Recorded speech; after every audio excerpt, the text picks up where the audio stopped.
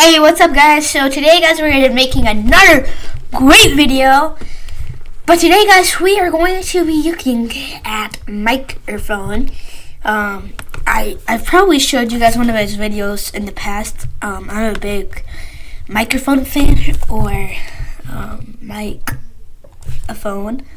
I'm a big fan of his. 697,000 subscribers, but as you can see, the Jalen Carter situation just got worse from 1 day ago. So, this is gonna be interesting to see, what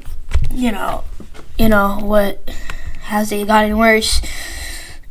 I know what happened, but like the car crash and stuff. But I'm wondering how it could get worse. Carter is headed back to Athens after what should have been a day of celebration. The Clark County Police issued 2 warrants for Carter in connection with the January crash. Indicate both vehicles switched between lanes, drove in a center turn lane. He just got drafted too. Traffic lanes. The Philadelphia Eagles were one of the most aggressive teams in the NFL draft, trading up to the 9th overall pick to select what some were calling the best overall player in the entire NFL draft. There are just some questions about some situation that he had on the field. It looks like there's a bit of an update on that situation. Oh no. Before we get to the content, when we hit 700,000 subscribers, cool. We're going to be giving away $500 for 5 followers that subscribe and turn on our notifications on this channel. And now that we get all that out of the way, I have a chance to, I guess. I'm already subscribed. Notifications.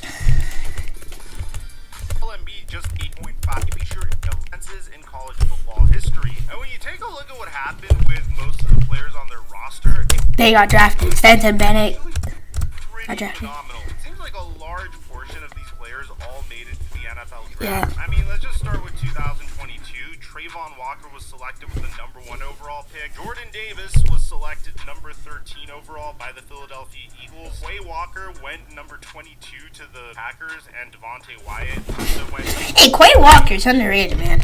He had one of the best rookie seasons by a Packer defensive person in a while. I forgot what position he is. Yeah, Kobe Bean. Where we're only going to cover defense just for time's sake, but Jalen Carter went to the Philadelphia Eagles, Nolan Smith went to the Philadelphia Eagles, and Keely Ringo also went to the Philadelphia Eagles. Oh, by the way, the Philadelphia Eagles also traded for DeAndre Swift, who also played for the... DeAndre Swift, he's a beast when healthy. But the problem with Swift is he's not always healthy. Georgia Bulldogs when he was in college. My point being that this defense was absolutely loaded with talent, and you could just tell based upon where their careers went following their success winning a championship. And throughout the entire pre-draft process, Jalen Carter was without a doubt one of the most intriguing prospects in the entire NFL draft. A player that, based upon his skill alone, was expected. He had the skill to go number 1. I think we know who would, but he had the skill to. In the draft, he had the skill to get selected with the top 3 pick in the NFL draft. A lot of people thought that he was going to be the first non-quarterback prospect. Same, I thought that. And then I thought it was going to be either him or I thought it was going to be Jalen Carter or Will Anderson Jr. He got to the 10th overall pick, man.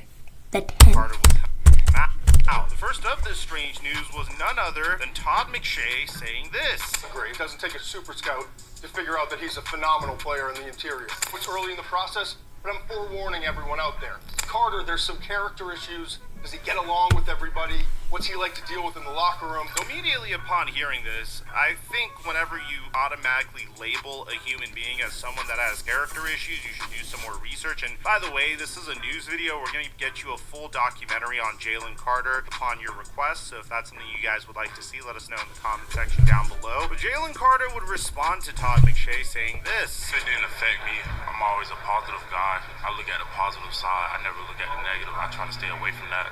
And when it came out, I really didn't pay no mind to it. I just talked to my team and told them, let's keep going. Was it easy to shrug it off, or did it, like at first, did it kind of hit you? Was it right away? I don't care. Or did it take us a minute to kind of let go of? No, it didn't take a minute to let go of it. I really let it go as soon as I first heard it. Alright, and I that's just good. kept moving on. I told my team, let's do it. Let's just go to the playoffs. But then again, this video is called the Jalen Carter situations just got worse.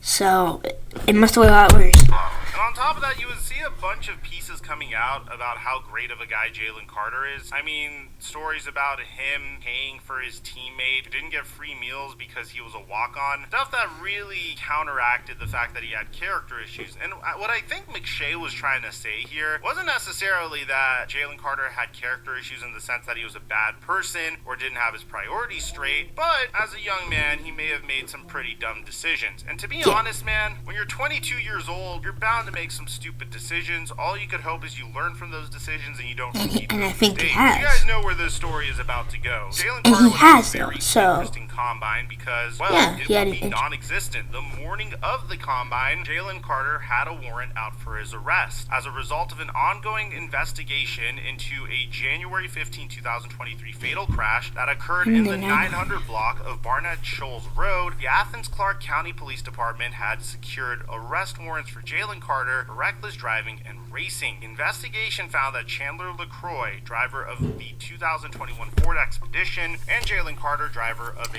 This is crazy, guys, because he was selected with the top 15 pick. He was like the 10th pick, so he was in the top 10. This is crazy, guys.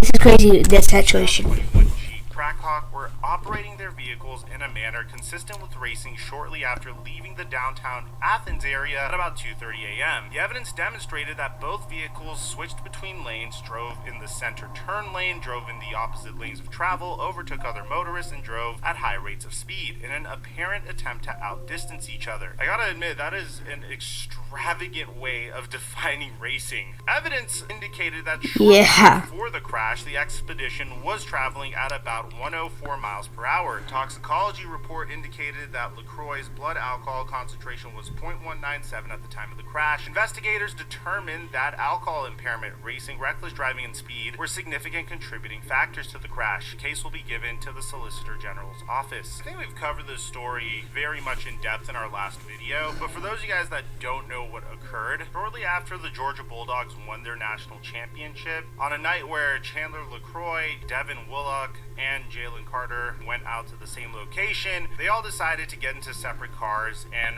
race each other at 2:30 in the morning. Chandler LaCroix is a University of Georgia staffer and had Devin Willock in her vehicle, and they raced Jalen Carter, which at this point we don't really know if Jalen Carter was under the influence of anything. The result of Chandler LaCroix and Devin Willock getting drunk and racing against Jalen Carter eventually ended in tragedy, where Chandler LaCroix and Devin Willock would both lose their lives as a result of the incident. Now, as time went on, we would find out that Chandler LaCroix did have a history of speeding on 4 different occasions in October 2016, March 2017, October 2020, and October 2022. And there's even footage of Jalen Carter right after the incident talking to the police. You guys racing to Waffle House? Because I can tell you right now from looking at the damage to that car, they were moving. Yeah, they were drawn. Okay. That's right. What makes you say that? Yeah, I seen them downtown, but I wouldn't say like I was with them. I was just walking. And to be honest, what's shocking to me about this entire situation is when Jalen Carter claimed that the officer was trying to get something out of the situation, when we would eventually find out what would actually have happened. I don't know. I feel like he's trying to get his son out of his son. So we gonna see. So I'm not trying to get anything out of you. I'm just trying to find out how this happened, what you saw of it, because you're a witness, right? Here's one thing you need to... So, guys, from what I have heard about the situation, it's not getting better.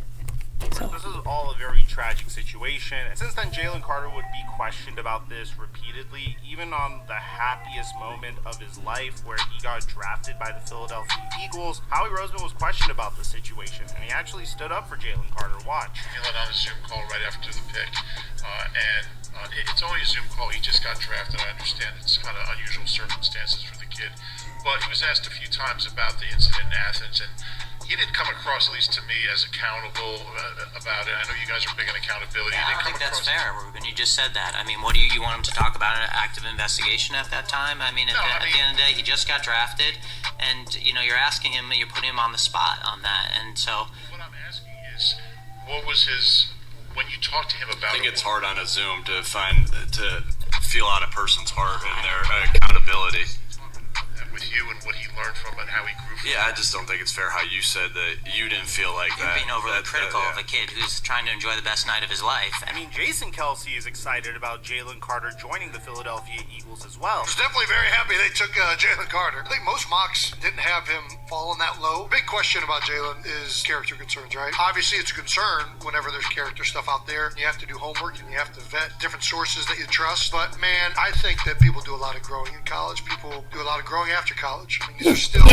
think about Travis Kelsey. He does some pretty dumb stuff during college that he probably shouldn't have. And now you get him. Now you get the career he has now. Jason Kelsey basically helped him. And I think the Eagles are trying to do that. All intents and purposes, they're still young men. And Yeah. personally, I think the Philadelphia Eagles once again had a remarkable offseason. And Yeah, I'll say it they over did. and over again. Big. From the time that they re-signed Jalen Hurts all the way to their selection of Jalen Carter in the NFL draft, which I think was a very worthy risk, especially to make up for the void that Javon Hargrave left when he left the Eagles. Microphone just you really gotta do that. Okay, it's fine. Okay, I'll stop praising them so much. Come back, I'll stop praising them so much. He's a Cowboy fan. All the way to their addition of Nolan Smith, Keely Ringo, and of course trading for DeAndre Swift. I want you guys to know I am all on board with the decisions that the Philadelphia Eagles made, and just from the perspective of calculating... I also want you guys to know I am not by any means an Eagles fan. I don't like the Eagles, but you can't say that they haven't made the correct decisions all around. With the decisions that They've made the correct decisions all around. From the perspective of calculating the risk to reward ratio in getting these players, I think they did a phenomenal job. And this is coming from a Cowboy fan. But there is a question about and this is whether coming or not from a Jalen Bears and Carter's Chiefs fan. Off the field situation could affect him in the NFL. The very first thing that I thought was a little weird was right when Jalen Carter reunited with Jordan Davis, Nolan Smith, and Keely Ringo, well, they posted this video onto their Instagram story. I really am a huge fan of the lyrics that are popping up on screen, but even more so, I think it's hilarious that it's Jalen Carter driving, dancing, and throwing up signs to the camera, given everything that's going down. Now, am I saying that he doesn't have a right to do that? No, he can do whatever the hell he wants. It's just really interesting because of the situation he's going through currently, and it seems like the situation he's going through is escalating as well. Now, this is coming to us from multiple sources, but we're going to bring it to you via WSB TV. The father of Devin Willock, which is the player whose life ended in the crash, filed a $40 million lawsuit against the Athletic Association and Jalen Carter. So I have some mixed... Why did they do that? He raced. I get it. Jalen Carter probably didn't do it. He probably he probably should have. But his son was racing. And then, I get it. I get it. You're really sad that he died. But he was racing. He was racing, man. Let's get to the report first. The father of a University of Georgia player killed in a car crash in January filed a lawsuit on Tuesday against the University of Georgia Athletic Association, a former UGA football star, and several other defendants. Devin Willock and recruiting analyst Chandler LaCroix died in a January crash that happened. Like this. But it just no. This is a bad situation because of all the circumstances that has happened because of that. It just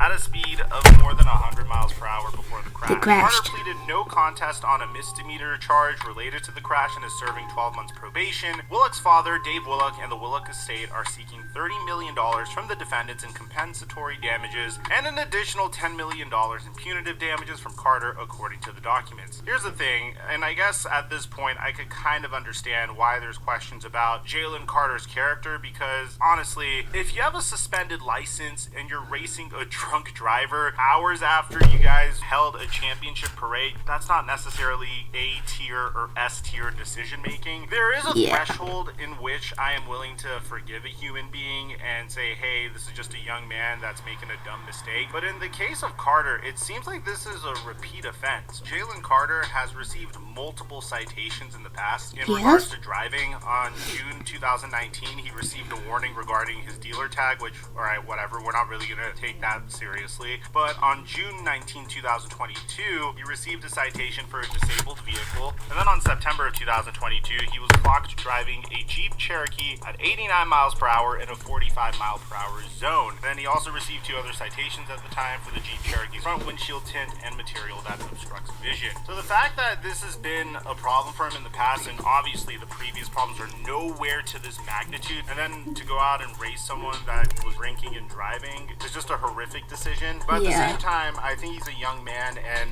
I don't think he deserves to. Jalen Carter might have lost millions, but he couldn't have had landed in a better spot in Philadelphia. I mean, that's true. Like, it's true. Like, Philadelphia's, it's gonna be good for a few more seasons if that wasn't just a one-time year. Like, if that wasn't just like a one-time year for the Philadelphia Eagles, I expect them to go to 1 or 2 more championships in the past 10 years. In the next 10 years, I expect them to go to 1 or 2 more championships, Super Bowls. That might be a little too high, because who knows if that's just a one-off season. But I don't think it's too high. Might be too high in your opinion, but it's not too high.